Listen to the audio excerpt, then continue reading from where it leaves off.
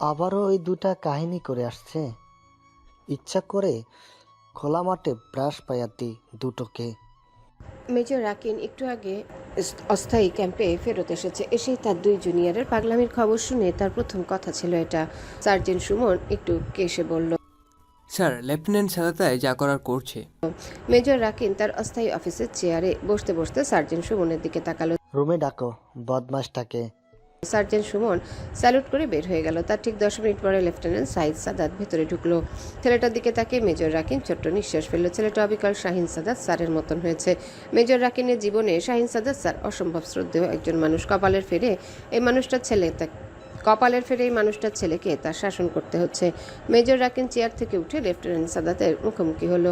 টেবিলে সামান্য ঠ্যাস দিয়ে বলল, শুনলাম চেকপোস্ট নাকি অরক্ষিত অবস্থায় ফেলে রেখে এসেছ। লেফটেন্যান্ট সাদাত শান্ত স্বরে বলল। জি স্যার, জি। ঠাস করে চর পড়ল লেফটেন্যান্ট সাদাতের গালে। এক মুহূর্তের জন্য সেই চরের ধাক্কায় দুনিয়া অন্ধকার হয়ে গেল লেফটেন্যান্ট সাদাতে। লেফটেন্যান্ট সাদাত সোজা হয়ে দাঁড়িয়ে দাঁতে দাঁত পিষে ব্যথা সামলে নিল। একটা গাড়ি থামাতে শুনলাম পোস্টের গানও ব্যবহার করেছ। মেজর রাকিন নির্বিকার কণ্ঠে বলল। লেফটেন্যান্ট সাদাত স্থির চোখে তাকালো, একই স্বরে বলল। জি। আবারও চর পড়ল লেফটেন্যান্ট সাদাতের গালে। চাপা ব্যথা ছড়িয়ে পড়ল তার গাল জুড়ে। ঠোঁটের কোণটা ফেটে লালচে রক্ত জমল সেখানে। চরের ধাক্কায় একটু ঝুঁকে গিয়েছিল লেফটেন্যান্ট সাদাত। সে ধাক্কা সামলে সোজা হয়ে দাঁড়ালো সে। মেজর রাকিন সোজা হয়ে দাঁড়ালো, সহজ গলায় বলল। অন ডিউটিতে সিগারেট খাওয়া নিষিদ্ধ, এই তথ্য জানো? লেফটেন্যান্ট সাদাত হ্যাঁ সূচক মাথা নাড়ালো। মেজর রাকিন কষিয়ে লাথি মারল লেফটেন্যান্ট সাদাতের হাঁটু বরাবর। মিলিটারি বুটে সেই লাথিতে হাঁটুতে আগুন জ্বলে উঠল। যেন চাপা আর্তনাদ করে হাঁটু গেড়ে বসে পড়ল লেফটেন্যান্ট সাদাত। মেজর রাকিন কঠোর কণ্ঠে বলল। Get out lieutenant Sadab. Sadat মেঝেতে ভর দিয়ে উঠে দাঁড়ালো। মেজর রাকিন বলল। আসামি গ্রেপ্তার করে নিয়েছ, ভালো কথা। কিন্তু এইখানে তার ক্রাইম কি আমাদের ডিউটির সাথে সে কোনোভাবে রিলেটিভ? পুলিশের কাছে হ্যান্ড ওভার করনি কেন? লেফটেন্যান্ট সাদাত শান্ত কণ্ঠে বলল। পুলিশের কাছে যাওয়া মাত্রই ঘুষ খেয়ে ছেলেকে তারা ছেড়ে দেবে। মেজর রাকিন আবারও কষিয়ে লাথি মারল লেফটেন্যান্ট সাদাতকে। পড়ে যেতেও নিজেকে সামলে নিল লেফটেন্যান্ট সাদাত। ব্যথায় পাটা অবসর জোগাড়। মেজর রাকিন শীতল কণ্ঠে বলল। সেনা অফিসার হয়ে দেশের আইন শৃঙ্খলা বাহিনী নিয়ে এই ধরনের মন্তব্য করার সাহস তোমার কি করে হয়? আমার কাছে সার্কামস্ট্যান্সিয়াল এভিডেন্স আছে। I can arrest him. Lieutenant Sadat কিছুটা অস্থির গলায় বলল। কিন্তু আমি তোমাকে তা করতে দেব না।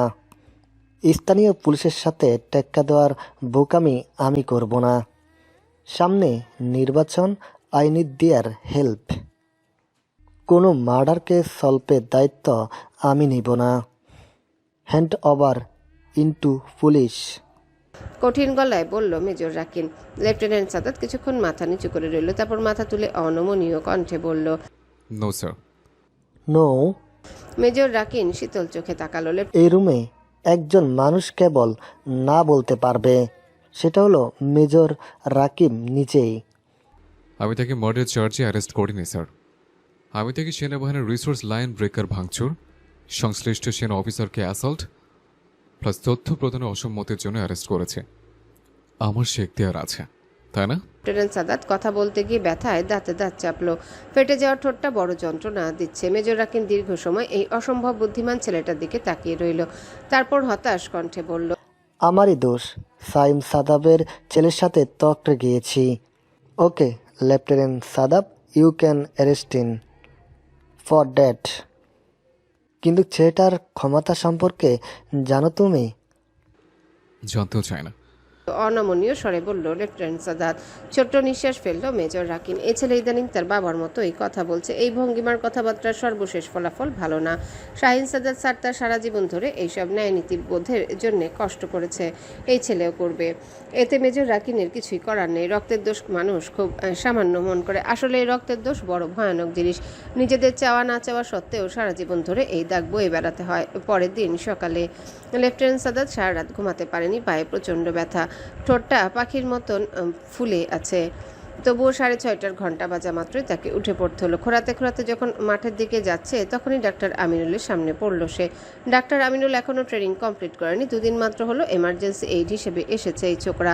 লেফটেন্যান্ট সাদাতের রুমমেট, ছেলেটা খুবই চুপচাপ, কোথাও কোনো কথায় রা নেই। ডাক্তার আমিনুল লেফটেন্যান্ট সাদাতের দিকে তাকিয়ে ঢোক গিলল, তারপর পকেট থেকে একটা অয়েনমেন্ট আর কিছু পেন কিলার বাড়িয়ে দিল। লেফটেন্যান্ট সাদাত ডাক্তার আমিনুলকে পাশ কাটিয়ে যেতে বলল, অনুমতি ছাড়া সেনাবাহিনীর স্টোর থেকে ওষুধ বিলিয়ে যাচ্ছ। রাকিন স্যার জানলে কান টেনে ছিঁড়ে ফেলবে। আপনি পায়ের ব্যথায় সারা রাত কোঁ কোঁ জাতীয় শব্দ করেছেন ভাই, আমি ঘুমাতে পারিনি। এই যন্ত্রণা রাকিন স্যারের কান টানার ভয়ের থেকেও বেশি ভাই। ডাক্তার আমিনুল নিচু গলায় বলে। লেফটেন্যান্ট সাদাত যেতে গিয়ে থমকে গেল, নিজের অজান্তে এক টুকরো হাসি ফুটে উঠল তার ঠোঁটের কোণে। সে পেছনে ফিরে আমিনুলের কাছ থেকে ওষুধ নিল, একটা পাতা থেকে ট্যাবলেট নিয়ে পানি দিয়ে খেতে খেতে বলল, আমিনুল, আমি যখন স্কোয়াড হেড হব তুমি আমার স্কোয়াডের মেডিকেল অফিসার আসতে পারো। আমি মেজর রাকিনের থেকে 100 গুণ ভালো লিডার হব। ডাক্তার আমিনুল দ্রুত মাথা নাড়ালো। না ভাই, আপনি যে পরিমাণ ঝামেলা পাকানোতে ওস্তাদ, তাতে আমি কোনোদিন যেন কাজের ঠেলায় নিজেই নিজেকে মেরে ফেলি। লেফটেন্যান্ট সাদাত ডাক্তার আমিনুলের কাজ চাপড়ে বলল, মরবে না ছোট মিয়া, বড় ভাই আছে না, যার নাম থেকে উদ্ধার করে নিয়ে আসবে দরকার হলে। মেজর সাদাত ডাক্তার আমিনুলের দেওয়া কথাটা রাখতে পারেনি। ডাক্তার আমিনুল তার সামনে নিজেকে নিজে খুন করেছে, অথচ পরিস্থিতি মেজর সাদাতের তার একসময়ের বন্ধুর জন্য দুঃখ পাওয়ার অবকাশ পর্যন্ত দেয়নি। সামনের হইচয়ের শব্দে লেফটেন্যান্ট সাদাত বাইরে বের হলো। সামনে টানা বারান্দায় গিয়ে গটগট করে হেঁটে আসছে মেজর ইকবাল। লেফটেন্যান্ট সাদাতের সামনে থেকে চাপা গলায় গালি দিল সে। তুই সেই পোলা যে আমার ভাতিজাকে অ্যারেস্ট করেছ? আমি যাকে অ্যারেস্ট করেছি সে একজন মানুষ চাপা দিয়ে বাড়াচ্ছিল। লেফটেন্যান্ট সাদাত শান্ত স্বরে বলল। মেজর ইকবাল জুনিয়র অফিসারের মুখে এই ধরনের কড়া উত্তর শুনে স্তব্ধ হয়ে গেল। কেবল তার ডান হাতটা মারমুখী ভঙ্গিতে উপরে উঠল। লেফটেন্যান্ট সাদাত নিশ্চিত চরের সামনে চোখটা বন্ধ করে ফেললো, তবে চরটা তার মুখের উপর পড়ল না। তার আগেই মেজর রাকিন মেজর ইকবালের হাত ধরে ফেলল। মেজর রাকিন হাসি হাসি মুখে বলল, এটা কি ধরনের কথা ইকবাল ভাই? আমার ক্যাম্পে এসে আমার পোলাপাইনদেরকে মারধর করছেন? এই জানোয়ারের বাচ্চা! মেজর ইকবাল তার কথা শেষ করার আগে মেজর রাকিনের শান্ত কণ্ঠ তাকে থামালো। লেফটেন্যান্ট সাদাব, এই ছেলেটা একজন সেনাবাহিনীর অফিসার, তার নাম লেফটেন্যান্ট সাদাব। মেজর ইকবাল দাঁতে দাঁত পিষল, কঠোর স্বরে বলল, আমার ভাতিজাকে আমি এখান থেকে নিয়ে যাব 10 মিনিটের মাথায়। এর থেকে 1 সেকেন্ড বেশি সময় লাগলে সিদ্দিক গ্রুপ কি করতে পারে সেটাই তুমি দেখবে খালি। মেজর রাকিন দীর্ঘ সময় মেজর ইকবালের দিকে স্থির চোখে তাকিয়ে রইল, তারপর আস্তে সরে যাওয়া জায়গা করে দিল। শান্ত কণ্ঠে বলল, আপনার ভাতিজা 203 নম্বর রুমে। চরম সত্যটা যেন চর বসালো লেফটেন্যান্ট সাদাতের গালে। সিদ্দিক গ্রুপ অফ ইন্ডাস্ট্রিজ বাংলাদেশের সবচেয়ে প্রভাবশালী একটি পত্রিকার মালিক। এই পত্রিকার এক খোঁচায় এই স্কোয়াডের সবাই জেলে চলে যেতে পারে। মেজর রাকিন ঠান্ডা মাথায় এই সত্য বিবেচনা করেছে, তারপর অন্যায়টা মেনে নিয়েছে। এদেশে এমন অন্যায় না মেনে কোনো উপায় নেই। 10 মিনিটের মাথায় আমি আর আমার চাচা 203 নাম্বার রুম থেকে বের হয়ে এলাম। আমার চেহারা পুরোপুরি বিধ্বস্ত, কিন্তু প্রতিশোধের শীতল আলো যেন জ্বলছে আমার নীল চোখ জোড়ায়। আমি লেফটেন্যান্ট সাদাতের সামনে এসে দাঁড়ালাম, ক্লান্ত কণ্ঠে বললাম, সাদাত সাহেব, আমার আম্মা মারা গেছেন। রাত ঠিক 12টার সময় তার ডেড বডি উদ্ধার হয়েছে। লেফটেন্যান্ট সাদাত নির্লিপ্ত চোখে আমার দিকে তাকালো। আমি মাথা নিচু করে কান্নার দমক আটকালাম। অপেক্ষাকৃত শান্ত কণ্ঠে বললাম, পেস্টিসাইড চিনেন? বাসায় আম্মার শখের বাগানের পোকা দূর করতে পেস্টিসাইড আনা হয়েছিল। আম্মা সেটা খেয়ে মারা গেছে। পেস্টিসাইড খেলে নাকি প্রচণ্ড কষ্ট হয়। আম্মা সেই কষ্টের মধ্যেও আমার ছবি বুকে জড়িয়ে মেঝেতে পড়েছিল। আপনার জন্য আমার আম্মা মারা গেছে, আপনার জন্য। লেফটেন্যান্ট সাদাত শান্ত কণ্ঠে বলল, কাল রাতে 2 জন মানুষ আমার জানামতে মারা গেছে। শৈবল সিদ্দিক সাহেব, চরসেন্দুর গ্রামের আবু মিয়া, আর আপনার আম্মা রোকসানা সিদ্দিক। লেফটেন্যান্ট সাদাত এক পা এগিয়ে আমার চোখে চোখ রাখল। আর আমার কাছে 2টো মৃত্যুই সমান সিদ্দিক সাহেব। ড্যাম! আমি চেঁচিয়ে উঠলাম। লেফটেন্যান্ট সাদাতের কলার টেনে ধরে হিস হিস করে বললাম, আমার আম্মার জীবনের সাথে আর কোনো জীবনের কোনো তুলনা হয় না, তাই কথাবার্তা হিসেব করে বলবেন। লেফটেন্যান্ট সাদাত তার কলার চেপে বসা আমার হাতের দিকে তাকিয়ে ঠান্ডা গলায় বলল, সিদ্দিক সাহেব, এবার যেহেতু ছাড়া পাচ্ছেন, চেষ্টা করবেন স্বাভাবিক হওয়ার, নইলে পরের বার আমাদের সাক্ষাতে আপনার ক্ষতি হওয়ার সম্ভাবনাই বেশি। আমি লেফটেন্যান্ট সাদাতের অবিচল চোখের দিকে তাকিয়ে তার কলার ছেড়ে দিলাম। কাঁধের জামার ধুলো ঝাড়তে ঝাড়তে বললাম, লেফটেন্যান্ট সাইদ সাদাত, ঠিক নামটা মনে থাকবে আমার সাদাত সাহেব। আপনার জন্য ব্যাপারটা দুর্ভাগ্যজনক। লেফটেন্যান্ট সাদাত কোনো উত্তর দিল না। বেলা 12:30টায় আমার আম্মার দাফন কাফন হয়ে গেল। সে সময় আব্বা খুব কান্নাকাটি করলেন। 10-12 জন মিলে ধরে রাখা যায় না এমন। সবাই চলে যাওয়ার পর আমি আমার মায়ের নতুন বাড়ির পাশে বসে কবরে হাত রাখলাম। আর আচমকায় প্রবল এক সত্য আমার সামনে হাজির হলো। আমার আম্মা মুক্তি পেয়েছে। ওই বিশাল রাজপ্রাসাদ নামে কারাগারে আমার আম্মা এত বছর বিনা দোষে শাস্তি পেয়েছে। সেই শাস্তির শেষ হয়েছে আজকে। ডিসেম্বরের কনকনে শীতের মধ্যে আমি সেই কবরস্থানে একলা একলা চিৎকার করে হাসতেই লাগলাম। কি সুখ! আমার আম্মা মুক্তি পেয়েছে, ভয়ঙ্কর নরক থেকে মুক্তি পেয়েছে। আচমকা আমার কাঁধে একটা নরম পশমি চাদরের স্পর্শ পেলাম আমি। মাথা ঘুরিয়ে তাকাতে এক অসম্ভব সুন্দরীকে দেখলাম আমি। পরীর মতো অপূর্ব এক বিদেশিনী। মেয়েটি কড়া মেক্সিকান টানে ইংরেজিতে বলল, তোমার সুখ বিলাসে বাধা দেওয়ার জন্য দুঃখিত। তুমি কি আরো কিছুক্ষণ হাসতে চাও? আপনি কে? কড়া গলায় বললাম আমি। অ্যামেলিয়া ক্লার্ক, ইউএস এমবেসির ছোটখাটো কর্মচারী। ইউএসএ এমবেসির পক্ষ থেকে আমি তোমার মায়ের ফিউনাল অ্যাটেন্ড করেছি। মেক্সিকান সুন্দরী এমিলিয়া ক্লার্কের সাথে আমার সেখান থেকেই পরিচয়। তখন কে জানতো এই স্বার্থপর মেয়েটাই আমাকে বাঁচানোর জন্য আমার আম্মার মতো করেই চলে যাবে আমাকে ছেড়ে। সবাই চলে গেছে, তাহলে আপনি কেন চলে যাননি? আমার কণ্ঠের হিংস্রতা বাড়ল। এমিলিয়া ক্লার্ক ঝুঁকে আমার কপালে টোকা দিল।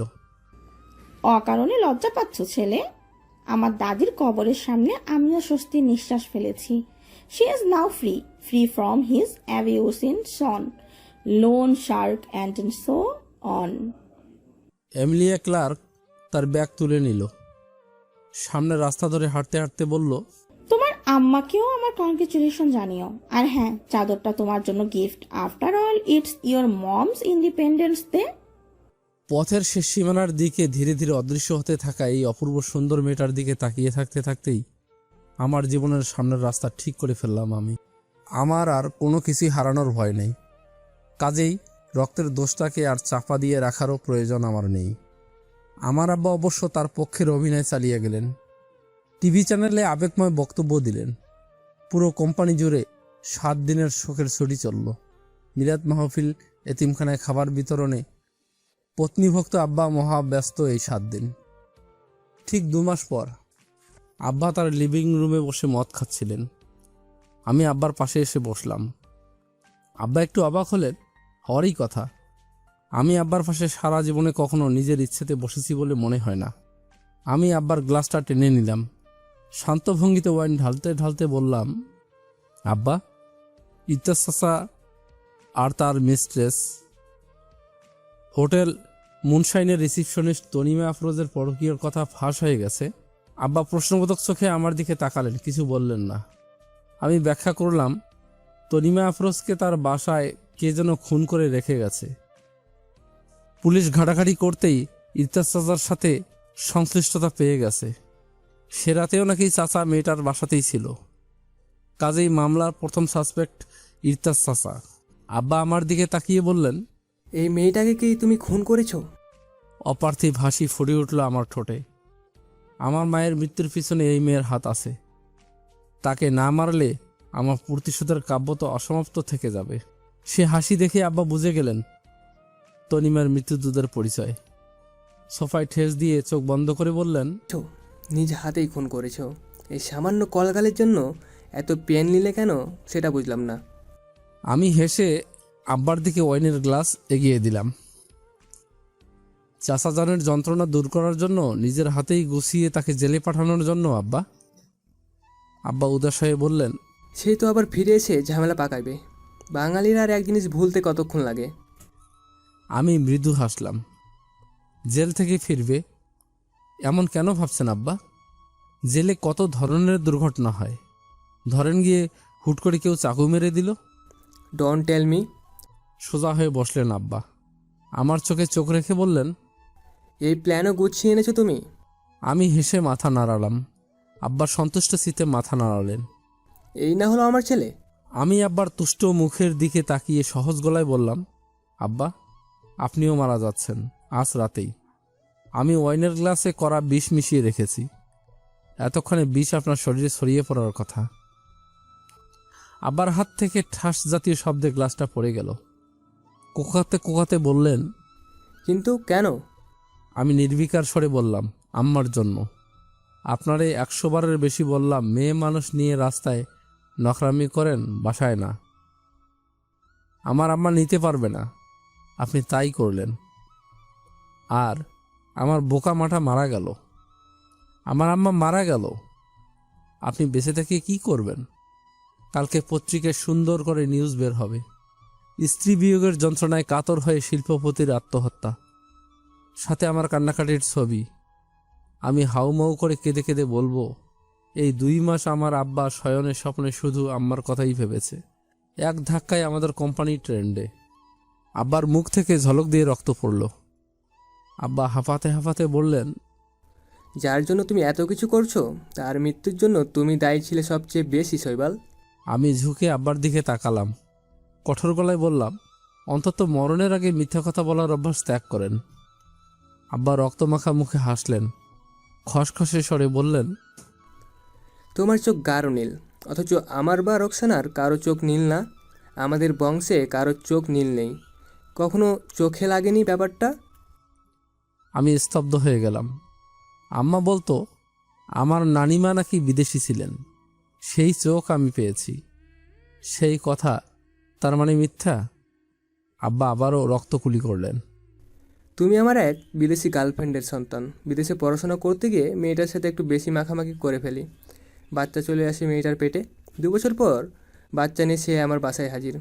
এই বাচ্চা সে পুষতে পারবে না। আমিও ফেলে দিতে চেয়েছিলাম, তোমার দাদাজান তা করতে দিল না। রোকসানা গরিব ঘরের মেয়ে ছিল, তাকে বিয়ে করে আনা হয়েছিল এই সত্ত্বে যে সে আমার এই বাস্টার ছেলেটাকে নিজের সন্তানের পরিচয় দিয়ে বড় করবে। আব্বা আমার দিকে টলতে টলতে এগিয়ে এলেন, হাসি হাসি মুখে বললেন, তোমার আম্মুর জীবনে তুমি আমার পরকীয়ার সবচেয়ে বড় ছাপ।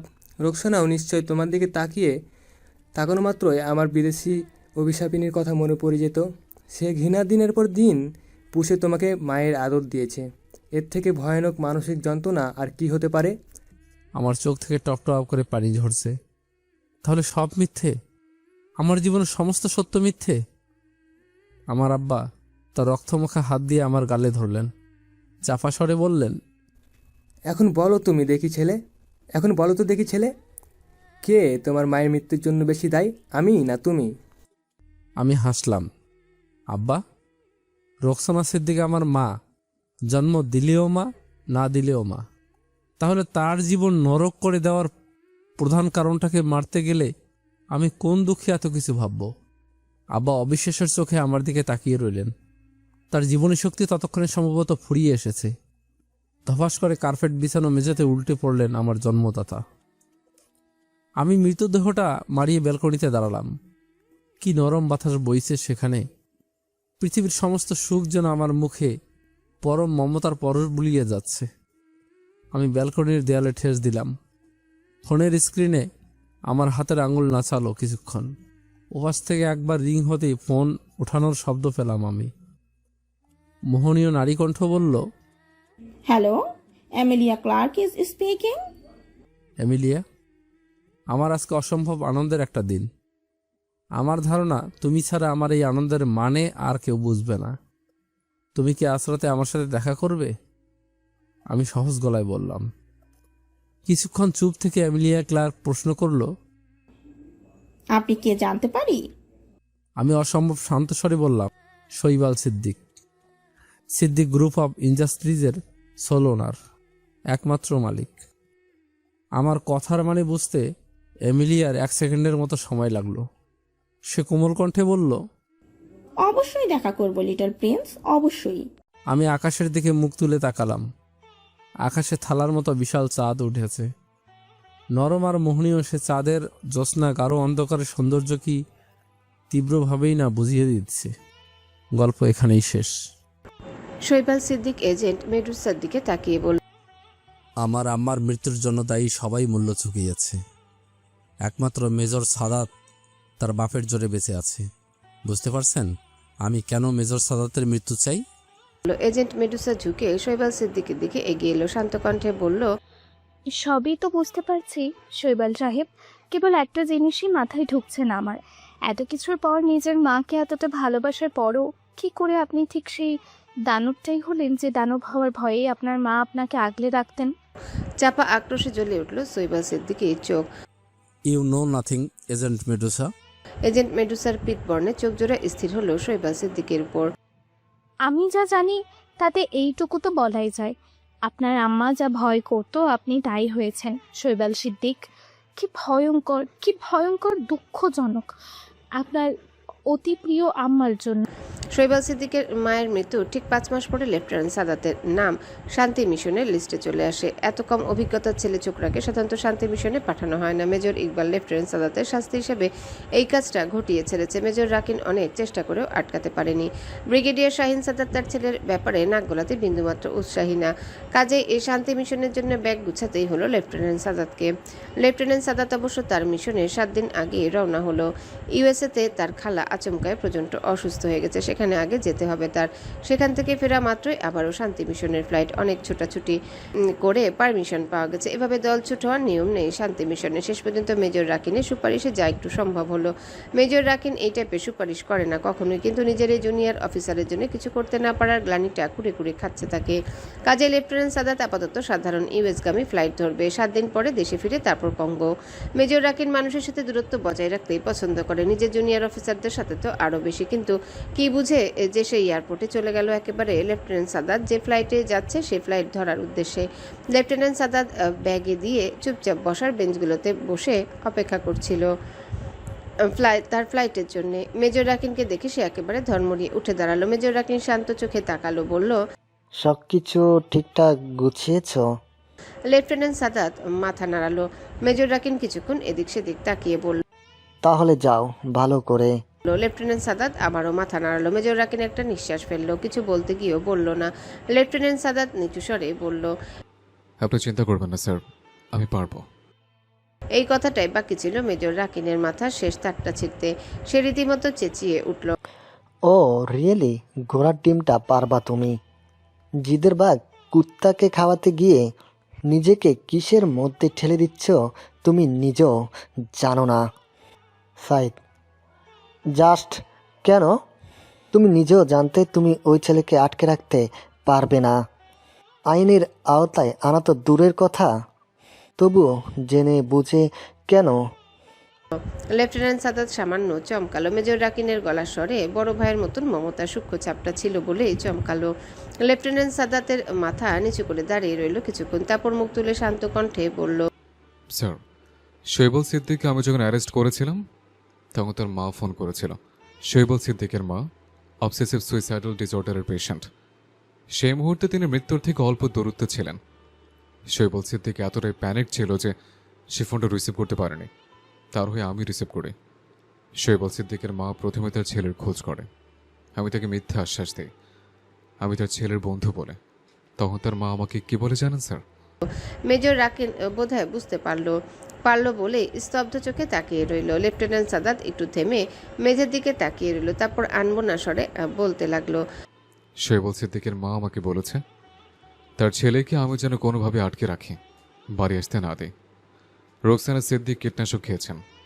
তিনি একসময় প্যারামেডিক হওয়ার জন্য পড়েছেন। তিনি খুব ভালো করে জানেন কীটনাশক খেলে মৃত্যু নিশ্চিত। রোকসানা সিদ্দিক চান না তার অতি আদরের ছেলে তাকে এভাবে ধোকে ধোকে মরতে দেখুক। মেজর রাকিন বিস্ফোরিত চোখে লেফটেন্যান্ট সাদাতের দিকে তাকিয়ে রইল, চাপা গলায় বলল, আর তুমি মেনে নিলে? লেফটেন্যান্ট সাদাত শান্ত কণ্ঠে বলল, আমি 911-এ কল করেছিলাম শৈবল সিদ্দিককে গাড়িতে তোলার পরপরই। শৈবাল সিদ্দিকের বাসায় 911-এর অ্যাম্বুলেন্স পৌঁছানোর পরে তার অনেক ঝামেলা করে ভেতরে ঢোকে শৈবাল সিদ্দিকের মা রোকসানা সিদ্দিকের ডেড বডি দেখতে পায়। এস্টিমেটেড ডেড টাইম অনুযায়ী আমারও রোকসানা সিদ্দিকের কথোপকথনের 2-3 মিনিটে মাথায় তিনি মারা গেছেন। মেজর রাকিন তার সারা জীবনে কখনো মুখের ভাষা খুঁজে পেতে সময় লাগানি। প্রথমবারের মতো সে কিছুই বলতে পারছে না। ঠিক এমন সময় লাউড স্পিকারে পরবর্তী ফ্লাইটের যাত্রীদের চেক পয়েন্টে জড়ো হওয়ার অনুরোধ করা হলো। লেফটেন্যান্ট সাদাত ব্যাগ হয়ে উঠে দাঁড়ালো। মেজর রাকিনের দিকে ফিরে নিচু গলায় বলল, স্যার, আমার ফ্লাইট। হ্যাঁ হ্যাঁ, যাও, অল দ্য বেস্ট। চমক ভেঙে এবার বাস্তবে ফিরল major Rakin. Lieutenant Sadat bag হাতে সামনে আগাচ্ছে। একেবারে শেষ মুহূর্তে মেজর রাকিন লেফটেন্যান্ট সাদাতকে ডাকলো। সাইব। লেফটেন্যান্ট সাদাত থেমে ঘুরে দাঁড়ালো। প্রশ্নবোধক চোখে তাকালো মেজর রাকিনের দিকে। মেজর রাকিন শীতল গলায় বলল, সেই রাতে যদি তুমি রোকসানা সিদ্দিকের ফোন না পেতে শৈবাল সিদ্দিককে তখনও কি এক রাত আটকে রাখার জন্য এত কিছু করতে তুমি সব কিছু জেনেও? লেফটেন্যান্ট সাদাতেই প্রথম মেজর রাকিনের চোখে চোখ রাখলো। সহজ স্বরে বলল, হ্যাঁ স্যার, করতাম। মেজর রাকিন হতভম্ব কণ্ঠে বলল। কেন? লেফটেন্যান্ট সাদাত অসম্ভব শান্ত কণ্ঠে বলল, আইনের চোখে সবাই সমান। এখনকার যুগে ক্লিশে বনে যাওয়া এই বাক্যটা যে কতটা কঠিন সত্য সেটা বোঝানোর জন্য। মেজর রাকিন স্তব্ধ হয়ে এই ছেলেটার দিকে তাকিয়ে আছে। কি ভয়ঙ্কর রকমের নীতিবোধ এই ছেলের। আবারও একই ঘোষণা বাজলো লাউড স্পিকারে। লেফটেন্যান্ট সাদাত মেজর রাকিনের দিকে তাকিয়ে বলল, ফ্লাইটের টাইম চলে আসছে স্যার, আমি যাই। মেজর রাকিনের ঠোঁটের কোণে একটু হাসি ফুটে উঠল। হ্যাঁসূচক ভঙ্গিতে মাথা নাড়ালো সে। লেফটেন্যান্ট সাদাত তাড়াহুড়ো করে ভিড়ের মধ্যে সামনে এগোচ্ছে। মেজর রাকিন সেদিকে তাকিয়ে আছে। অনেকদিন পর তার মনে হচ্ছে এই ছেলে ব্রিগেডিয়ার জেনারেল শাহিন সাদাতের থেকে ভয়ঙ্কর রকমের নিখুঁত সোলজার হবে। সোলজার না, যোদ্ধা কথাটাই তার ক্ষেত্রে সবচেয়ে ভালো মানায় বোধ হয়। আধা ঘন্টা পর মেজর রাকিন এয়ারপোর্ট থেকে বের হয়ে গাড়ির সামনে দাঁড়ালো। আজকের পুরোটা দিন বাসার এই সময় দিতে হবে। সেনা অফিসারের বউ হওয়ার সুবাদে মীরা ছুটির দিনগুলো প্রায় একা একাই পার করে। আজ অন্তত কিছুটা সময় মীরাকে দেওয়া উচিত। মেজর রাকিন গাড়িতে উঠতে উঠতে থমকে দাঁড়ালো। লেফটেন্যান্ট সাদাতের বিমান আকাশে উঠছে। আকাশ ভর্তি ঘন কালো মেঘ। এর মধ্যেই বিমানটা আকাশে পাখা মেরেছে। কি তীব্র শক্তিতেই না সেই তুচ্ছ যন্ত্র দানব বিশাল আকাশে চোখ রাঙানি উপেক্ষা করে সামনে এগিয়ে যাচ্ছে নির্ভয় নিঃসংকোচে। শৈবাল সিদ্দিক দীর্ঘ সময় চোখ বন্ধ করে বসে রইল। তারপর শান্ত কণ্ঠে বলল, আজকে আপাতত এইটুকুই থাক মেরেসা। আপনার এই মেজর সাদাতের পক্ষে অকারণ ওকালতি শুনতে ভালো লাগছে না। কাল আসুন, এর মধ্যে আমি আমার প্ল্যান গুছিয়ে আনি। এজেন্ট মেডুসা উঠে দাঁড়াতে গিয়েও থমকে দাঁড়ালো। সে ঠান্ডা স্বরে বলল, আপনার প্ল্যান মানে? কোন সময় আমি আপনার লিড ফলো করার ব্যাপারে হ্যাঁ বলেছি? কৌতুক ঝিলিক দিল শৈবাল সিদ্দিকের চোখে। আপনার বলা না বলার উপর কি আসে যায়? আপনার লিড আমাকে কেবল বাচ্চাটা এনে দেবে। আমার লিড আমাকে মেজর সাদাতের কল্লা সহ বাচ্চাটাকে এনে দেবে। Why should I settle for less? Agent Medusa দীর্ঘ সময় এই ঠান্ডা মাথা শয়তানের দিকে তাকিয়ে রইল। তার আসল পরিকল্পনা ধরতে পেরেছে সে। এজেন্ট মেডুসাকেও আর সবার মতো নিজের দাবার গুটি বানাতে চায় বদমাশ। ঘটনার সুতো থাকবে শৈবাল সিদ্দিকের হাতে, কিন্তু পুতুল্লাস নাচবে তার হাতের গুটিগুলো। যাদের যখন খুশি সেভাবে ব্যবহার করবে, তাও যখন খুশি তখন ছুঁড়ে ফেলা যায়। মেজর তাহার দৃষ্টান্ত তো চোখের সামনে দেখেছে এজেন্ট মেডুসা। শৈবাল সিদ্দিক শান্ত স্বরে বলল, আপনি আজ রাতটা ঠান্ডা মাথায় ভাবুন, কালকে আমাকে জানাবেন, কেমন? এজেন্ট মেডুসা মাথা ঝাঁকালো। তারপর বের হওয়ার জন্য পা বাড়ালো সে। বাইরের করিডোরটা কালো চকচকে টাইলসে বাঁধানো। সেখানে নিজের অস্পষ্ট প্রতিফলন পড়ছে তার। সেদিকে তাকিয়ে এজেন্ট মেডুসা নিজেকে যেন প্রশ্ন করল, কি করব এখন আমি? টাইলসের আঁকাবাঁকা বিকৃত প্রতিফলনটা কোনো কথা বলার ক্ষমতা নেই, কাজেই তার হয়ে নিজের প্রশ্নের উত্তর নিজেই দিল সে। শৈবাল সিদ্দিককে একটা কড়া ধাক্কা দিতে হবে, এতটাই কড়া যাতে সে স্পষ্ট বুঝে যায় দাবার সামান্য গুটিও রাজাকে তার গর্ত থেকে টেনে বের করতে পারে। এজেন্ট মেডুসা হাসলো। অপূর্ব সুন্দরী এই মেয়েটার মুখের হাসিটাও ভয়ঙ্কর রকমের সুন্দর। পরের দিন সকালে এজেন্ট নিশো এত সকাল সকাল দরজার কলিং বেলের শব্দে কিছুটা অবাকি হলো। গতকালের মিটিংয়ে পোস্টাপোস্টি বলে দেওয়া হয়েছে সব এজেন্ট স্ট্যান্ড বাই পজিশনে থাকবে। কাজে পরদিন এত সকালে কে আসবে তা ভেবে কপালে কিছুটা ভাঁজ পড়ল তার। তবে ব্ল্যাক এজেন্ট হওয়ার সুবাদে সতর্কতা তাগিদটা অবহেলা করলো না। টেবিলের পিস্তলটা টেনে নিল, তারপর সাবধানে দরজা খুলে একটু ফাঁক করলো সে। ওপাশের মানুষটাকে দেখা মাত্রই তার আত্মা কেঁপে উঠল। ঝট করে দরজা লাগিয়ে দেওয়ার আগে দরজা বরাবর কষিয়ে লাথি মারল অন্য পাশে দাঁড়িয়ে থাকা এজেন্ট নিয়ন। সে ধাক্কা সামলাতে দুপা পিছিয়ে গেল এজেন্ট নিশো। এর মধ্যে দরজা খুলে ভেতরে ঢুকে পড়ল এজেন্ট নিয়ন। এজেন্ট নিশো সময় নিল না, এক ঝটকায় পিস্তল তাক করলো এজেন্ট নিয়নের মাথা বরাবর। এজেন্ট নিয়ন পিস্তলের দিকে তাকিয়ে হতাশ নিঃশ্বাস ফেলল। কি একখান দিন আসলো, 2 দিনে পোলাপান এদের নিয়নে মাথায় পিস্তল ধরে। এজেন্ট নিশো অল্প অল্প কাঁপছে, কিন্তু পিস্তলের নিশানা ঠিক রেখে বলল সে। কি চান আপনি? এজেন্ট নিয়নের হাসি হাসি চেহারা আমূল বদলে গেল। সে ঠান্ডা গলায় বলল, 2 বছর ধরে আমার উপর নজর রাখার সময়ও আমি সেম প্রশ্নটাই করতে পারতাম, তাই না এজেন্ট নিশো? জমে গেল এজেন্ট নিশো। এজেন্ট দীপ্তি রিমুভ কেস হ্যান্ডেলের পর এজেন্ট নিয়নের ওপরে নজর রাখার জন্য এজেন্সি এজেন্ট নিশোকে অ্যাসাইন করে। এজেন্ট নিশো তার কাজ শেষ করে দরকার মতো সরে যায়। কে জানতো এজেন্ট নিয়ন তাকে এত ভালো করে মনে রেখেছে। এজেন্ট নিশো তোতলালো। এই দেখেন, আমার হাতে কিছু নেই, আমি জাস্ট অর্ডার মেনে।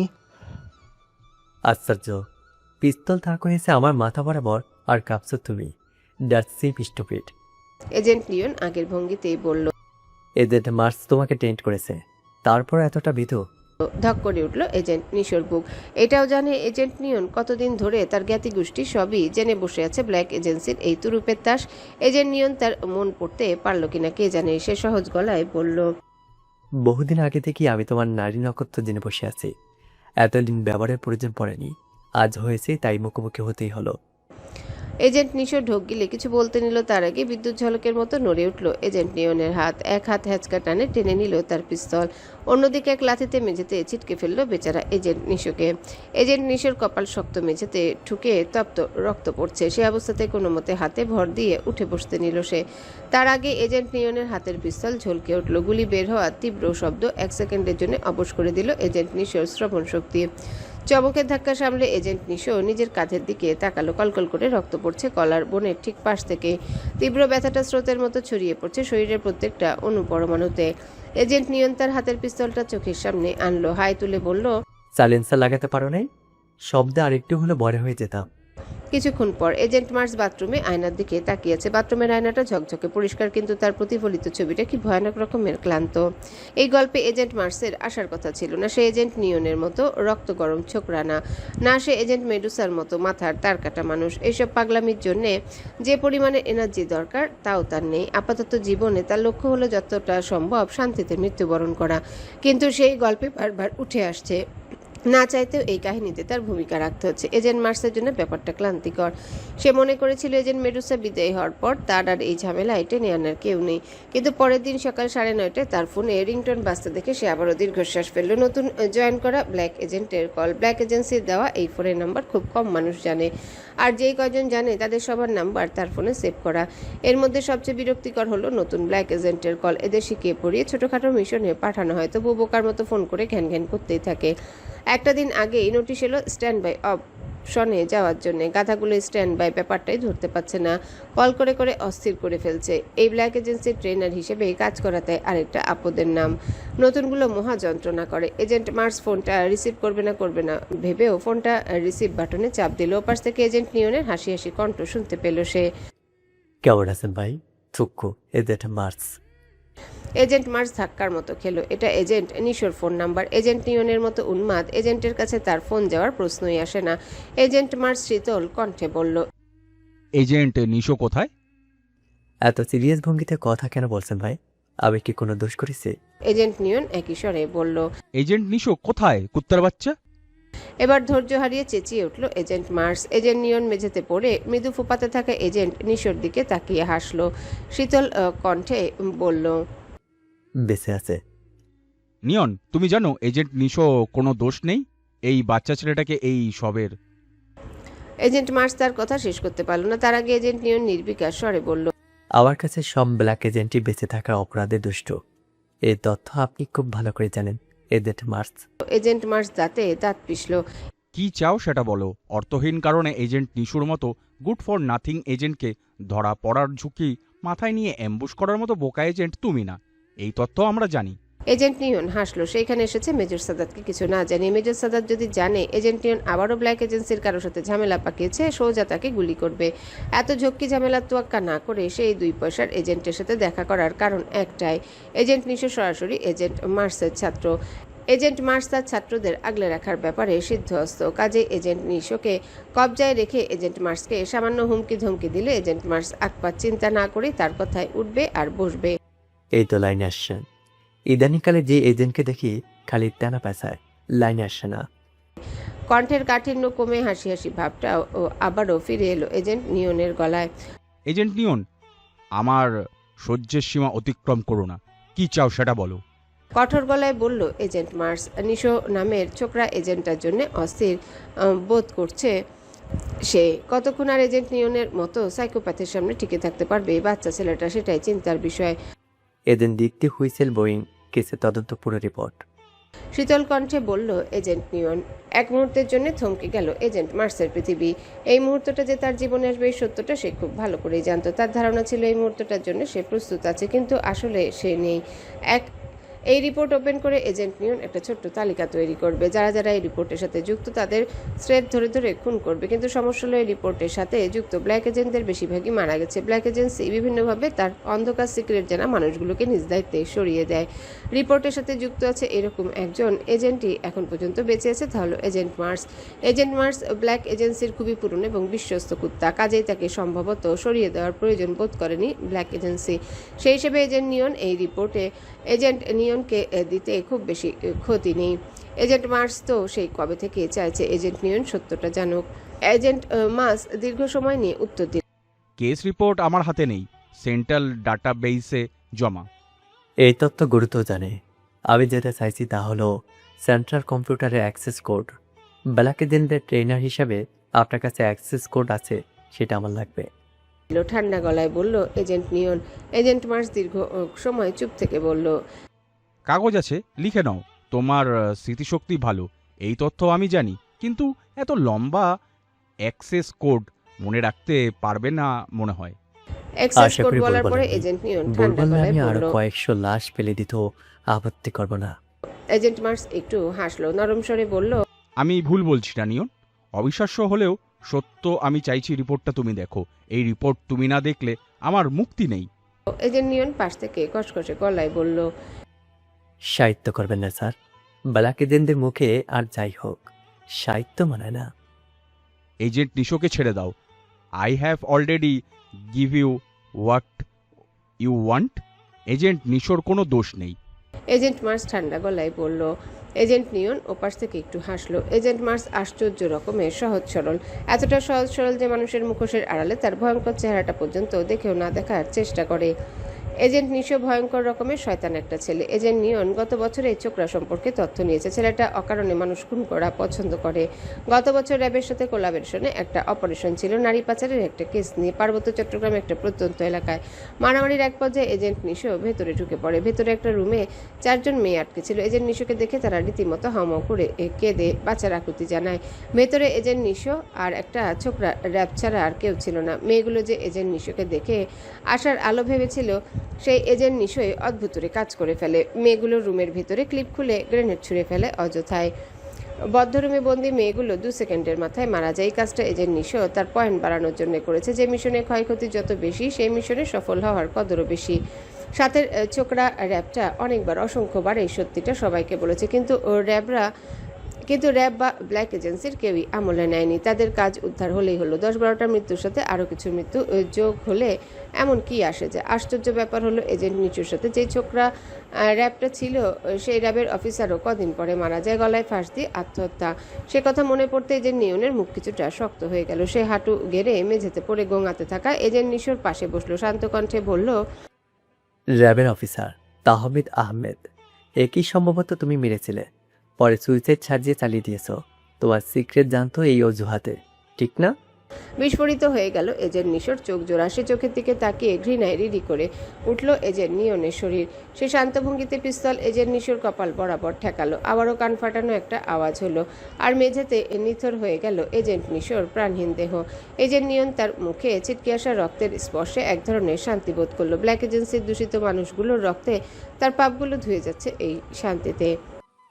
2 ঘন্টা পর এজেন্ট মার্স এজেন্ট নিশোর ডেড বডির সামনে বসে আছে। ছেলেটার মাথায় ঠিকই গুলি করা হয়েছে, সাথেই মৃত্যু হয়েছে। তার কলার বোনের কাছেও একটা গুলির ক্ষতচিহ্ন আছে। এজেন্ট নিয়নের নিজস্ব ছাপ নিশ্চয়ই পুরোপুরি অর্থহীন কারণে এই গুলিটা করা হয়েছে। এজেন্ট নিশো যে লেভেলের এজেন্ট, তাতে এজেন্ট নিয়নের গুলি করার প্রয়োজন পড়বে না। এই কথা ব্ল্যাক এজেন্সির কুত্তাও বলতে পারবে। এজেন্ট নিয়ন এই গুলিটা করেছে পুরোপুরি কারণ ছাড়া, ছেলেটাকে টর্চার করার জন্য। এজেন্ট মার্সে সেদিকে তাকিয়ে চোখ জ্বালা করছে। আগে একটা সময় ছিল যখন চোখে পানি আসতো, ইদানিং আসে না, কেবল চাপা আক্রোশে জ্বলতে থাকে চোখ জোড়া। এজেন্ট মার্স এজেন্ট নিশোর ফ্ল্যাটে এসেছে মিনিট 15 আগে। এজেন্ট নিয়নের ফোন কলে পিস্তলের আওয়াজ শোনা মাত্রই সে যা বুঝার বুঝে নেয়, তারপর ছুটতে ছুটতে হাজির হয় এখানে। ততক্ষণে অবশ্য সব শেষ হয়ে গেছে, মারা গেছে এজেন্ট নিশো। ছেলেটার মৃতদেহের দিকে তাকিয়ে থাকতে থাকতেই ফোন বেজে উঠল এজেন্ট মার্সের। ফোনের স্ক্রিনের দিকে তাকিয়ে ছোট্ট নিঃশ্বাস ফেললো। চিফ ফোন দিয়েছে, ফোন না ধরে উপায় নেই। ফোন রিসিভ করতে ওপাশ থেকে চিৎকারের শব্দে কান থেকে ফোনটা সরাতে বাধ্য হলো এজেন্ট মার্স। এজেন্ট নিশোর ফ্ল্যাট থেকে এখন বিদায় হওনি? তোমাদের টিম লাইনের সব কটা মিলে আমাকে তো পাগল বানিয়ে ছাড়বে। চিফ তীক্ষ্ণ কণ্ঠে বললেন, শান্ত স্বরে বলল agent Mars. Chief, agent Nisho is killed by agent Neon. 1 ঘন্টা আগে তুমি যখন আমাকে কল দিয়ে বলেছ এজেন্ট নিয়ন এজেন্ট নিশোর এখানে, তখনই যা বোঝার বুঝে নিয়েছি আমি। এখন দ্রুত ওই ফ্ল্যাট থেকে বিদায় হও। ব্ল্যাক এজেন্ট খাদের পড়ে দাঁড়িয়ে আছে এখন। রিপোর্টাররা খেপা কুত্তার মতো বসে আছে আমাদের টেনে নামানোর জন্য। চিফ কড়া কণ্ঠে বললেন, চিফ, এজেন্ট নিয়নকে ধরার জন্য 2-4টা টিম পাঠানো উচিত। He is now out of control. এই প্রথম কণ্ঠ শোনালো এজেন্ট মার্সের কণ্ঠ। কি করে? সারা দুনিয়ার কাছে এখন আমরা এক্সপোজড হয়ে বসে আছি। কোন দিন না সরকার আমাদের এজেন্সিকেই সরিয়ে দেয়, এই আতঙ্কে আমি অস্থির। আর তুমি আছো এজেন্ট নিয়নকে নিয়ে। এজেন্ট মেডুসা আছে, সে যা করার করুক। চিফ ক্ষণক্ষণে গলায় চেঁচালেন। এজেন্ট মার্স দেয়ালের দিকে কিছুক্ষণ নিষ্প্রাণ চোখে তাকিয়ে রইল। এটাই তাদের জীবন, কি ভয়ানক রকমের মূল্য। এজেন্ট মার্স, শুনছো? এই মুহূর্তে এই ফ্ল্যাট ছেড়ে বিদায় হও। একই স্বরে একই কথা পুনরাবৃত্তি করলো চিফ। এজেন্ট মার্স বাস্তবে ফিরল, ছোট্ট করে নিঃশ্বাস ফেলে বলল, আর এজেন্ট নিশোর ডেড বডি? সেটা আমি দেখব। Now get out from there quickly.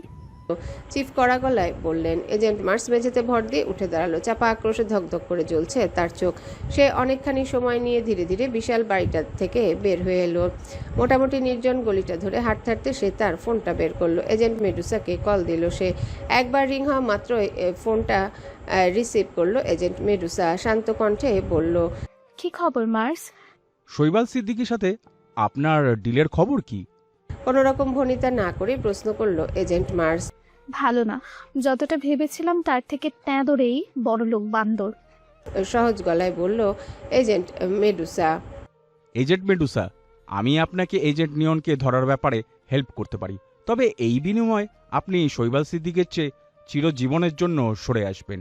শৈবাল সিদ্দিকী একটা সাপ। সে 4-4টা ব্ল্যাক এজেন্টকে বিনা দ্বিধায় খুন করেছে। আমি চাই না আপনি এই সাপের ছপল খান।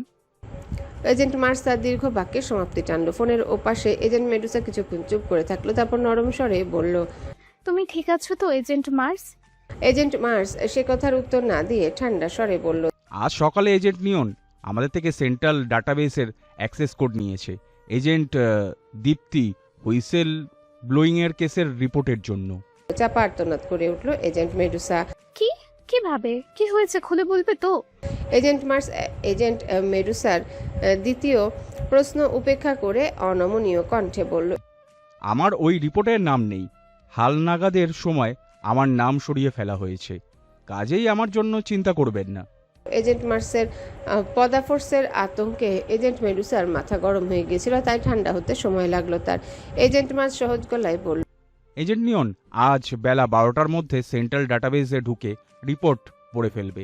এই কেসের সাথে সংশ্লিষ্ট বেশিরভাগই বেঁচে নেই, তবুও রিপোর্ট খোলা মাত্রই তার পরবর্তী শিকার পেয়ে যাবে সে। এজেন্ট মেডুসা কিছু বলল না, সম্ভবত এজেন্ট মার্সের পরবর্তী বাক্যটা আন্দাজ করতে পারছে সে। এজেন্ট মার্স শান্ত স্বরে বলল, ইউএস এজেন্সির এমিলিয়া ক্লার্ক এজেন্ট দীপ্ত তার মৃত্যু যেদিন হয়েছিল সেদিন দুজন মানুষের সাথে মিটিং ঠিক করেছিল। একজন মেজর সাদাত, ব্ল্যাক এজেন্টের বিরুদ্ধে উঠে পড়ে লাগার জন্য মেজর সাদাতকে সব প্রমাণ দেওয়ার জন্য। দুই Emilia Clarke, doctor Richardson US citizen, সেই কারণে ইউএস অ্যাম্বাসির কারোর সাথে যোগাযোগ করে ডক্টর রিচার্ডসনকে ধরিয়ে দিতে চেয়েছিল দীপ্ত, আর সেটাই ছিল তার মস্ত বড় ভুল।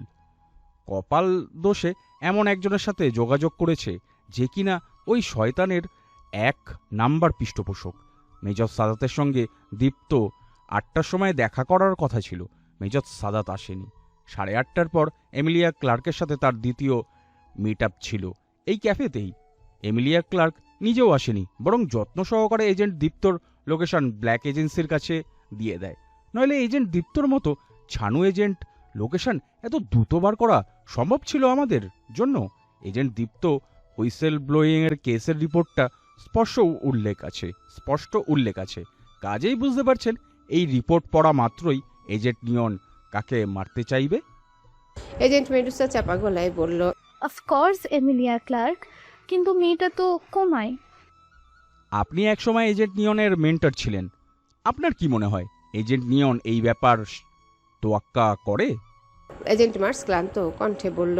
এজেন্ট মেডুসা শূন্য দেয়ালের দিকে তাকালো, না চেতেও তার মনে ঝলক দিয়ে উঠল একটা পরিচিত শব্দ, কোড অফ হাম্বুরাবি। অ্যাসিরীয় সভ্যতার রাজা হাম্বুরাবির লেখা প্রাচীনতম আইনশাস্ত্র। হাম্বুরাবির আইনগুলো অসম্ভব করা ছিল, চোখের বদলে চোখ, দাঁতের বদলে দাঁত। এজেন্ট নিয়ন এই কোড অফ হাম্বুরাবি মেনে চলে, কাজেই তার এজেন্ট দীপ্তির জীবনের বদলায় কোমায় থাকা এমিলিয়া ক্লার্কের জীবন নিতে এতটুকু বাঁধবে না এই রাজা হাম্বুরাবির অনুসারীর। এজেন্ট মার্স সহজ স্বরে বলল, আপনি 2-4 জন দক্ষ এজেন্ট ভাড়া করুন, এমনিতেও সবাই স্ট্যান্ড বাই অপশানে আছে। খ্যাপ মারার এই সুবর্ণ সুযোগ তারা ছাড়বে না। আজ অথবা কাল রাত পর্যন্ত এমিলিয়া ক্লার্ক যে হাসপাতালের রুমে আছে সেই রুমে কড়া নজর রাখুন। আমার ধারণা এজেন্ট নিয়নকে আপনি পেয়ে যাবেন। এজেন্ট মেডুসা বড় করে শ্বাস টানল। এজেন্ট মার্সের দেওয়া তথ্যগুলো সত্য হলে অনেক ঝামেলায় জট পাকানো এই অবস্থার সহজ সমাপ্তি হবে, কিন্তু এজেন্ট মার্সের গলাটা বেশ খাপছাড়া লাগছে মেডুসার কাছে। যে এজেন্ট মার্স এজেন্ট নিয়নের জীবন বাঁচানোর জন্য নিজে মরতে রাজি ছিল, এমন কি হলো যে এজেন্ট মার্স নিজেই ভাবনার জালে সুতো ছিল মেডুসার। ওপাশে তার পরের কথার আশায় অপেক্ষারত এজেন্ট মার্স ফোনটা নামিয়ে রেখেছে। হয়তো এজেন্ট মেডুসার পরের প্রশ্নটা আন্দাজ করতে পেরেছে সে। উত্তর দেওয়ার ঝামেলা এড়ানোর জন্যে ফোন রেখে দেওয়ার যে ভালো আর কোনো উপায় জানা নেই তার, নাকি উত্তরটা জানা নেই এজেন্ট মার্সের। নির্জন গলির ময়লা দেয়ালে ঠেস দিয়ে চোখ বন্ধ করে বসে থাকা এজেন্ট মার্সকে এই প্রশ্ন করার জন্য কেউ ছিল না। শুধু দেয়ালের উপর বসে থাকা কাকের দল বিরক্ত হয়ে ডাকতে আকাশে পাখা মেলল। এই বিষাক্ত শহরে তাদের স্বস্তির নিঃশ্বাস ফেলে বিশ্রাম নেওয়ার জায়গা বড়ই সীমিত। কিছু মানুষের মতোই খুনি এমার্জেন্সি গেট দিয়ে ঢুকবে আর বের হবে ফ্রন্ট গেট দিয়ে, সবার সামনে দিয়ে। আপনি কোন বুদ্ধিতে এটা বিশ্বাস করেন? এজেন্ট নিকো শব্দ করে হাসলো। এজেন্ট নিকোর হাসার কারণ আছে। সে সহ আরও 4 জন ব্ল্যাক এজেন্টকে মেডুসা তার নিজের পকেটের টাকা খুশিয়ে 3 দিনের জন্য তার মিশনে অ্যাসিস্ট করতে এনেছে।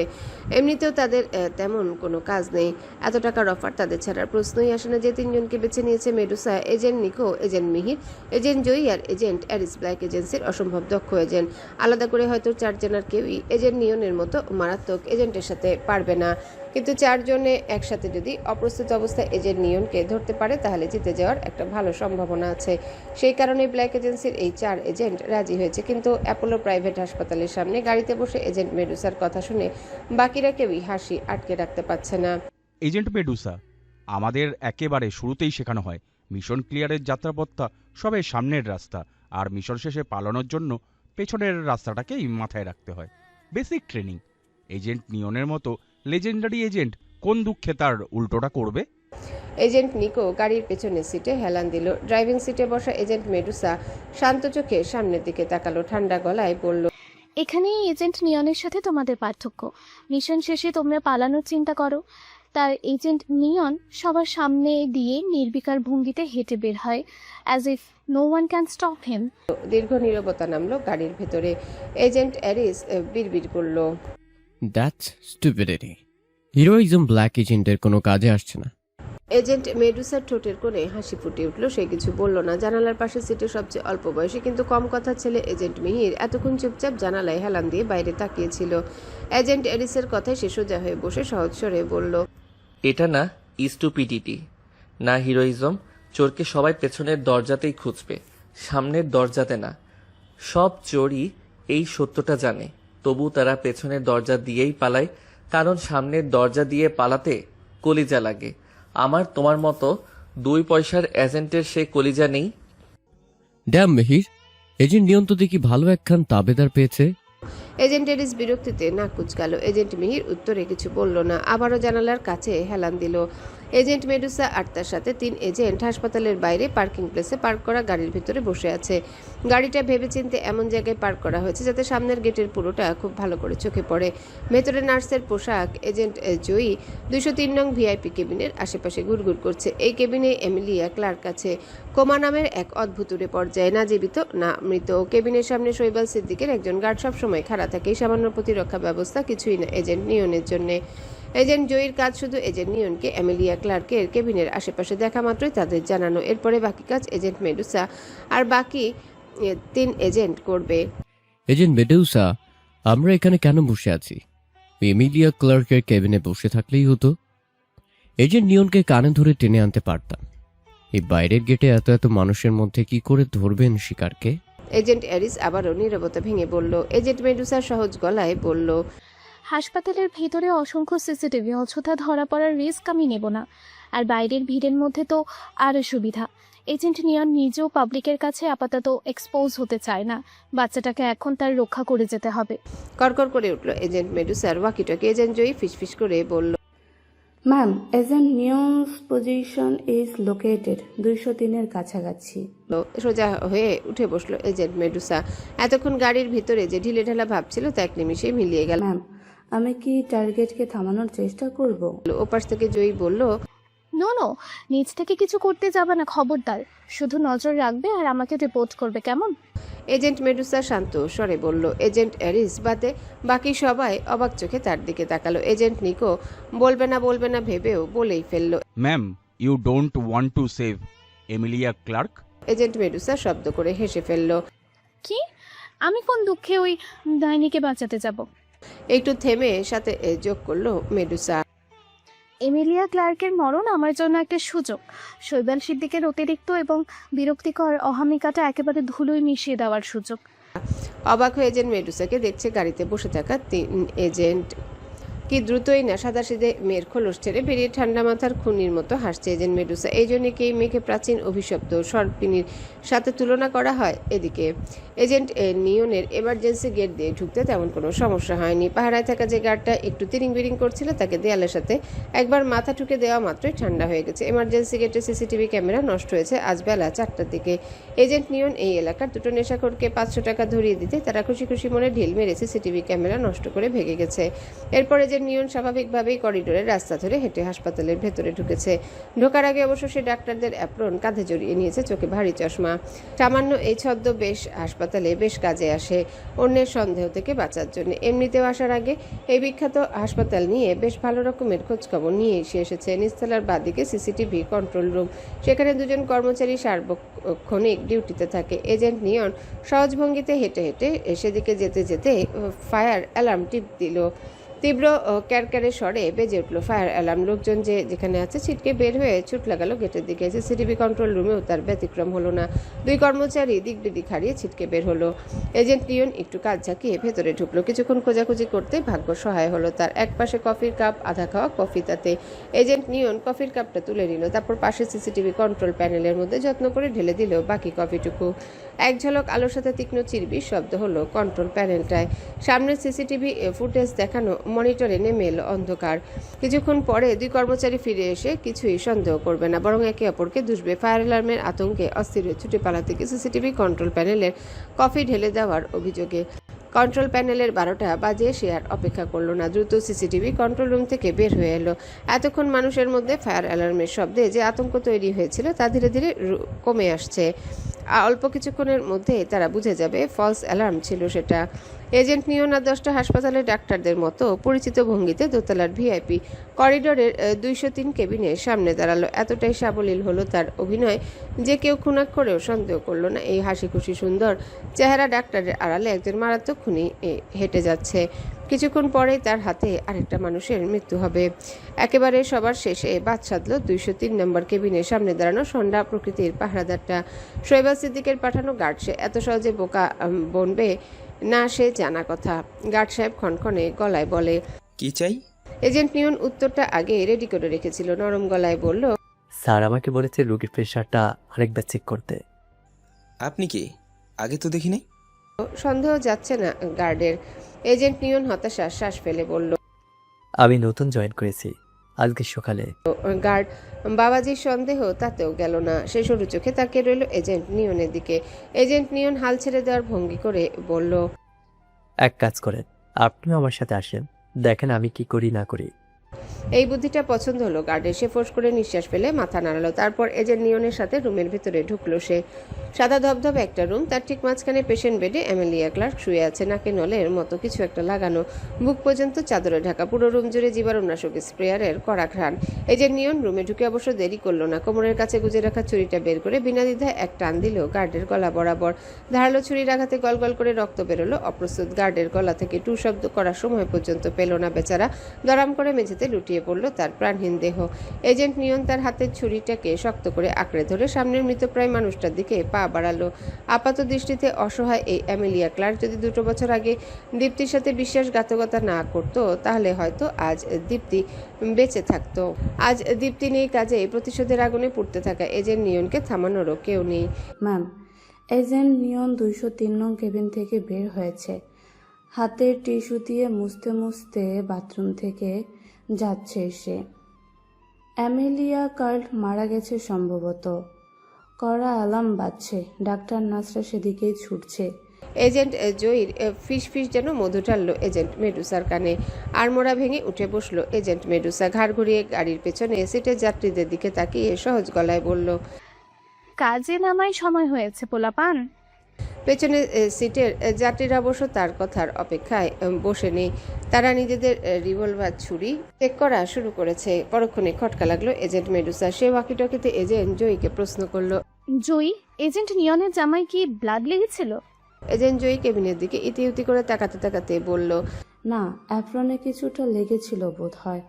কেবিন থেকে বের হওয়ার সময় অ্যাপ্রন খুলে এসেছে নিশ্চয়ই, তাই বের হওয়ার পর অ্যাপ্রন দেখেনি তার গায়ে। Joyee, get out from there immediately now. তীক্ষ্ণ শব্দে চেঁচালো এজেন্ট মেডুসা। ওয়াকিটকির ওপাশ থেকে এজেন্ট জয়ী অবাক স্বর শোনা গেল, কিন্তু কেন ম্যাম? এজেন্ট জয়ী কথা শেষ করার আগে থেমে গেল। ওপাশ থেকে চাপা আর্তনাদের সাথে ধস্তাধস্তির শব্দ শোনা গেল। ওপাশ থেকে এজেন্ট নিয়নের হাসি হাসি স্বর শোনা গেল। Hello team leader. এজেন্ট নিয়ন চাপা গলায় বলল এজেন্ট মেডুসা। বড্ড কাছে এজেন্টকে পাঠিয়েছেন আমার পেছনে, পথ কি ধরা খেয়ে গেছে। শান্ত স্বরে বলল এজেন্ট নিয়ন। লেট হার গো। এজেন্ট মেডুসার গলা সামান্য কাঁপল। আমি 100 বার আপনাকে বলেছি আমাকে বেশি যন্ত্রণা দিয়েন না, শোনেননি। এখন থালা সামলা। এই মেয়ে আর 20-30 মিনিটের মতো বাঁচবে, এর মধ্যে পারেন তো বাঁচিয়ে নেন। ঠান্ডায় স্বরে বলল এজেন্ট নিয়ন। তারপরে এই মৃদু খড়খড়ে শব্দ তুলে যোগাযোগ বিচ্ছিন্ন করলো এজেন্ট জয়ী ওয়াকিটকি। ড্যাশবোর্ডে ঘুষি মারল এজেন্ট মেডুসা। এজেন্ট নিয়ন বাথরুমে যাচ্ছে এই কথাতেই সতর্ক হওয়া উচিত ছিল তার। ভিআইপি কেবিনের ভেতরে অ্যাটাচ বাথরুম থাকে। দুজন মানুষ খুন করে কেবিন থেকে বের হয়েছে। এজেন্ট নিয়ন এসে এতটা বোকা না যে এরপরে হেলে দুলে বাইরের বাথরুমে যাওয়ার জন্য টাইম নষ্ট করবে। এজেন্ট জয়ীকে দেখিয়ে বাথরুমে যাওয়ার অংশটা ছিল নিখুঁত একটা অভিনয়। এজেন্ট জয়ীর অস্তিত্ব অনেক আগেই তার কাছে ফাঁস হয়ে গেছে। 2-3 মুহূর্তের চোখের আড়াল হয়ে এজেন্ট জয়ীকে জিম্মি করে ফেলেছে। এজেন্ট জয়ী এখন এই হাসপাতালের কোথাও না কোথায় একটা উন্মাদ এজেন্টের হাতে বন্দী। এই ভাবনাটাই এজেন্ট মেডুসার মাথায় আগুন ধরাতে যথেষ্ট। এজেন্ট মেডুসা সিটে হেলান দিয়ে চোখ বন্ধ করে বড় বড় নিঃশ্বাস ফেললো। ঠান্ডা গলায় বলল, এজেন্ট জয়ী যখন এজেন্ট নিয়নের হাতে আটকা, বুঝতে পারছো ব্যাপারটা? এজেন্ট এরিস কোমরে বাঁধা হোলস্টারে রিভলভার গুছতে গুছতে বলল, এজেন্ট জয়ীর আয়ু খুব বেশিক্ষণ নেই। এজেন্ট মেডুসা ড্যাশবোর্ডের ভেতর থেকে রিভলভার বের করতে করতে বলল, খুব দরকার না হলে কোনোভাবে পিস্তল চালানোর চেষ্টা করবে না। ইতিমধ্যে হাসপাতালে হয়তো এমেলিয়া ক্লার্কের খুনের কথা চাওর হয়ে গেছে। একটা গুলির শব্দও আমাদের অস্তিত্ব জানান দিয়ে দিতে পারে পাবলিকের কাছে। সেটা সমস্যা হবে না। এজেন্ট নিয়নের কাছেও পিস্তল নেই সম্ভবত, এজেন্ট জয়ের কাছেও ছিল না। কাজেই এজেন্ট জয়ের কাছ থেকে কেড়ে নেবে সে চান্সও নেই। লড়াই বরাবর হওয়াই ভালো। এজেন্ট অ্যারিস হাই তুলল। এজেন্ট নিকো বাইরের দিকে তাকালো। কিন্তু এজেন্ট মেডুসা, এজেন্ট নিয়নের কোথায় খুঁজবো এই হাসপাতালে? তার হাতে এখন একজন ব্ল্যাক এজেন্ট জিম্মির আছে। মরে গেলেও সে এমার্জেন্সি এক্সিট বা সামনের দরজা ব্যবহার করবে না। এজেন্ট মেডুসা আবারও গাড়ির স্টিয়ারিং এ মাথা ঠেকালো। তার একসময় ধারালো বুদ্ধির মাথা আপাতত কাজ করছে না। এজেন্ট মিহির হাতের ফোনের স্ক্রিনে একটা মাপের ছবি ছিল, সেটা এজেন্ট মেডুসার দিকে পাঠিয়ে দিল। এজেন্ট মেডুসা প্রশ্নবোধক চোখে তাকালো। এজেন্ট মিহির শান্ত গলায় বলল, অ্যাপোলো হাসপাতালের ডিজাইন মডেল। এজেন্ট অ্যারিস অবাক হয়ে তাকালো। এই ম্যাপ তুই পেলি কি করে? সিটি কর্পোরেশনে আমার লোক আছে। ছোট্ট করে উত্তর দিল এজেন্ট মিহির। এজেন্ট নিকো বিড়বিড় করলো, এইটা আরেকটা এজেন্ট নিয়ন হবে, আমি নিশ্চিত। এজেন্ট মেডুসার অবশ্য সেদিকে নজর নেই। সে হাসপাতালের ডিজাইন মডেলের দিকে তীক্ষ্ণ চোখে তাকিয়ে আছে। হাসপাতালের আপাতত দৃষ্টিতে মানুষ চলাচলের জন্য এক্সিট গেট দুটি, কিন্তু আরেকটা বের হওয়ার পথও আছে, আন্ডারগ্রাউন্ড পার্কিং লট। ভিআইপি ক্লায়েন্টদের গাড়ি রাখার সুবিধার জন্য পার্কিং লট বানানো। সাধারণ মানুষের সেখানে প্রবেশাধিকার নেই। বের হওয়ার রাস্তাও মাত্র একটা, গাড়ি বের করা বা ঢোকানো ড্রাইভে।